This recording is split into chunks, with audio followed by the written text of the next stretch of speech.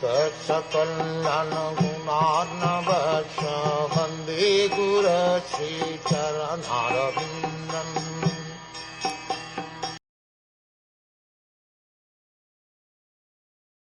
Performing his prescribed duties, one should worship the deity of the Supreme Personality of Godhead until one realizes my presence in his own heart and in the hearts of other living entities as well.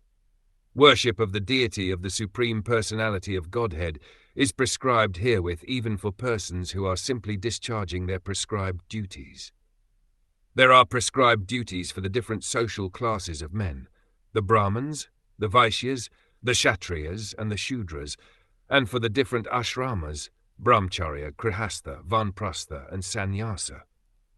One should worship the deity of the Lord until one appreciates the presence of the Lord in every living entity.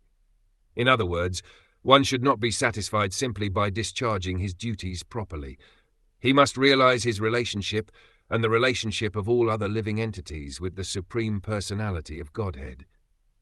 If he does not understand this, then even though he discharges his prescribed duties properly, it is to be understood that he is simply laboring without profit. The word svakarma krit in this verse is very significant. Svakarma krit is one who engages in discharging his prescribed duties. It is not that one who has become a devotee of the Lord or who engages in devotional service should give up his prescribed duties. No one should be lazy under the plea of devotional service. One has to execute devotional service according to his prescribed duties. Svakarma krit means that one should discharge the duties prescribed for him without neglect.